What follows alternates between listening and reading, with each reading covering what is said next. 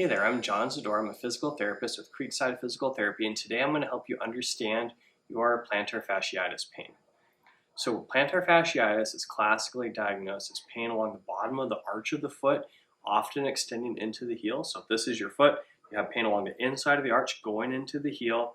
Typically this pain is worst either after a long day of being on your feet or when you're first moving after a period of prolonged immobility. So let's say you are sleeping all night, you get up first thing in the morning, you put weight on your foot, it's just excruciating pain for the first couple minutes, then as it loosens up, it feels better.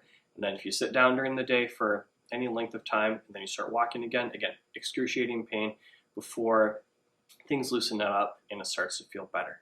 So with plantar fasciitis, essentially what it is an issue where the plantar fascia, or the connective tissue along the bottom of the foot, has either gotten too irritated or too weak to adequately support your foot and has gotten really tight.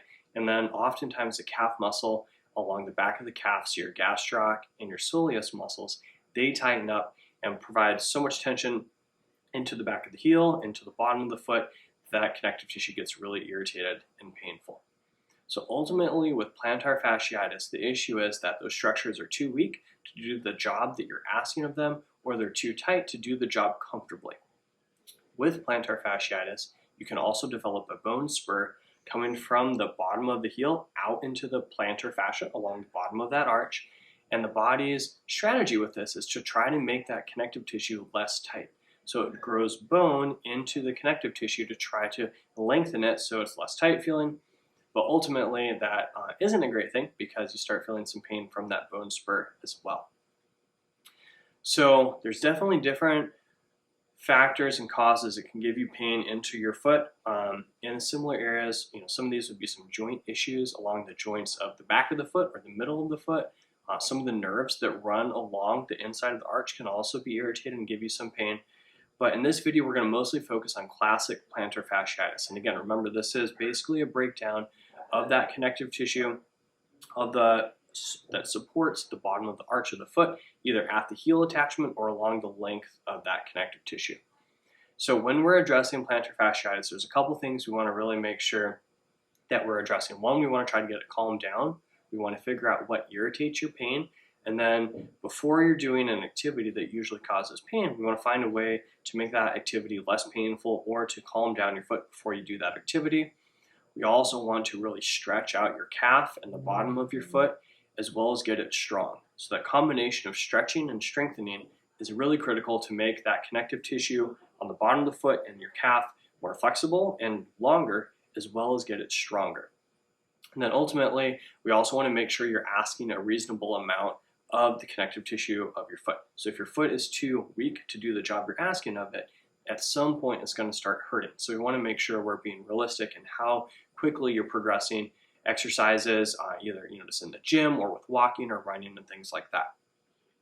So typically what ultimately triggers plantar fasciitis is a situation where you're asking a certain amount of activity levels of your foot, let's say here, and then you have a big increase in how much work you're asking of that foot. So that can be starting a running program if you haven't ran in a while. It could be starting a walking program or going from walking 1 or 2 miles a day to significantly more miles per day. Something else that can often trigger this is a change in shoe wear. So if your foot is very used to a supportive shoe and then you switch to a less supportive shoe, that connective tissue in the bottom of your foot has to work harder trying to support the arch of your foot. If you start walking and it's less supported, you irritate it too much, that can lead to a breakdown in that connective tissue, giving you the plantar fasciitis. So to prevent plantar fasciitis, we want to make sure we're not exposing our foot to these big changes in how much it's doing. So if you're used to doing this much, you want to slowly increase how much you're asking of that foot instead of just immediately making a large jump in how long you're walking or how far you're running or walking. So when it comes to treating plantar fasciitis, you can definitely do some hands-on techniques to help it feel less painful. So some of these would be A-stem or IA-stem, counter strain, massage, anything you can do to get the foot feeling less painful makes it better tolerated when you're stretching and strengthening that foot and the calf.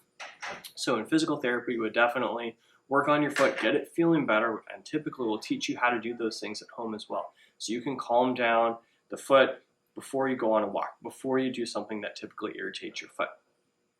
The next phase, as we're working through getting you feeling better, is also making sure we're exposing the foot to enough stretching and strengthening to make some positive changes in the structure and strength of the plantar fascia.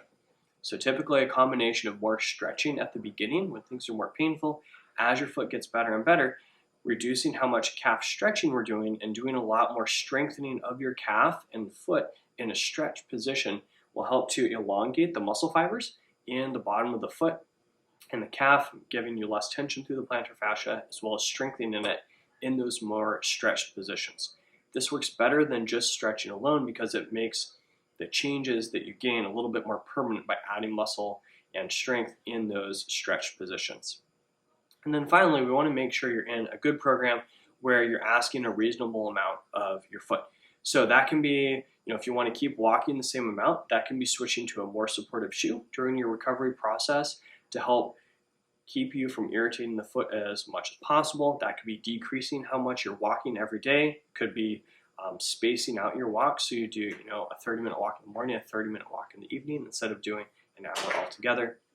There's different strategies we can find to help you feel better and keep your progress going along as you continue to recover from your plantar fasciitis.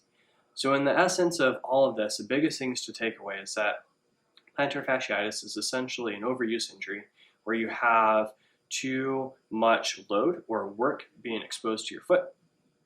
And then as that foot gets irritated, the plantar fascia starts to break down a little bit. And often with this, the bottom of the foot and the calf get really, really tight.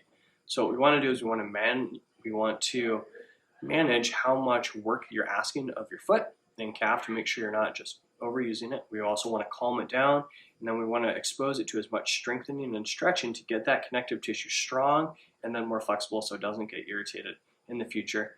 And then as you're recovering out of this, we want to make sure that you're continuing to have just a smart training program where you're pushing your foot the right amount, but not too much so that it gets irritated.